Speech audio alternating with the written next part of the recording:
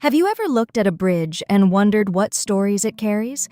Not just the people who cross it, but the spirit of the bridge itself, how it came to be, what it has seen, and why it stands so proudly against time.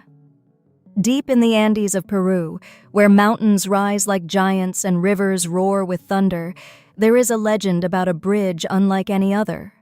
A bridge not built of stone or wood, but of living grass woven by hands, hearts, and courage. This is the story of the Inca Bridge. Long ago, in the time of the Inca Empire, the Andes were both home and challenge. Towering peaks touched the clouds, valleys stretched wide, and rivers cut deep through the land. For the Inca people, strong and proud, their empire grew across these mountains, connecting villages with paths carved into cliffs. But there was one obstacle that even they struggled to overcome: the Apurimac River. Wide, wild, and restless, it roared with white water, daring anyone to cross. Its waves smashed against rocks, and its mist rose like smoke into the sky. "How can we reach the villages beyond?" the people asked. "The river divides us, families are apart, trade is halted, and we are cut in two." The emperor's messengers carried the question up the mountain roads until it reached the wise elders, and the elders said, "We must build a bridge." The people gasped. A bridge across such a furious river? Made of what? Not stone. Stone would crumble under the current. Not wood. Wood would rot in the rain. The river seemed impossible to conquer. Among those who listened was a young girl named Anaki. She was not a warrior nor a builder. She was quiet, gentle, and known for weaving ropes from ichu grass, the golden strands that grew on the high slopes of the Andes.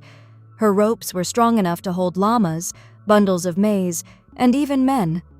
One night, sitting by the fire, Anaki whispered, "What if a bridge could be woven like a giant rope, stretching across the river?" The elders chuckled kindly. "Child, that is a dream. The river would laugh at such a thing." But Anaki's heart held fast. Dreams, after all, can become plans. The next day, she climbed the slopes and gathered ichu grass, her fingers weaving and twisting until a rope as thick as her arm lay coiled at her feet. She tied it to a tree and swung out over a small ravine. The rope held. She smiled. Word spread. Villagers came to see what the girl was doing. Some laughed. Others shook their heads. But a few began to help. They gathered grass, braided ropes, and joined them together. Soon coils of golden rope lay piled high, shining like the sun. Still, the river roared below, mocking their efforts. "You cannot cross me," it seemed to say. "I am too strong." The day came to test the bridge.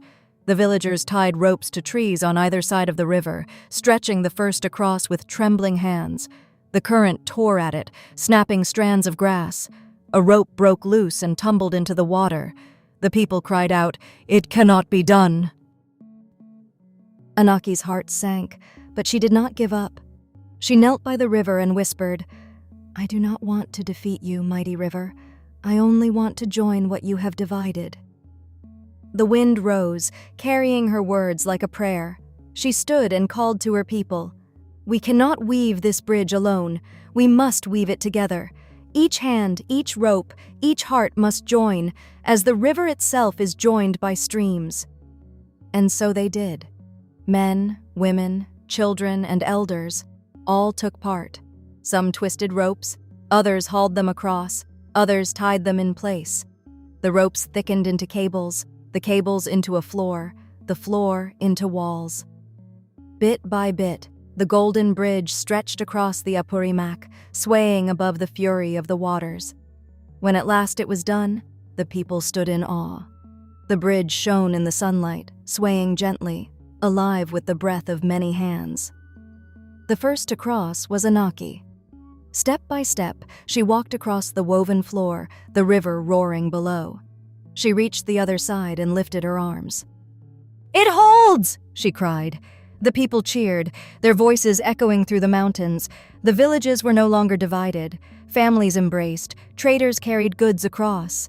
Messengers ran swiftly, the empire connected once more.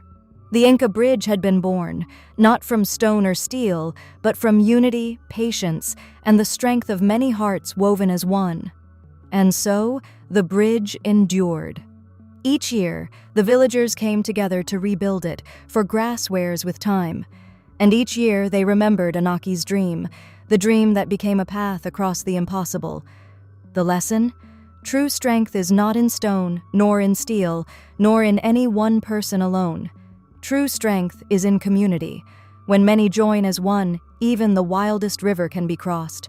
And if you ever visit the Andes and see a rope bridge swaying above the Apurimac, know this: you are walking not only on woven grass, but on woven dreams, woven courage, and woven hearts. And that, dear friends, is the Inca Bridge, a magical folktale from Peru. If you enjoyed this story, don't forget to like, comment, and subscribe for more enchanting folktales from around the world. And don't forget to press the bell icon so you never miss a story. Tell me, if you could build a bridge anywhere in the world, where would it go, and who would you want it to connect? Share your answer in the comments below.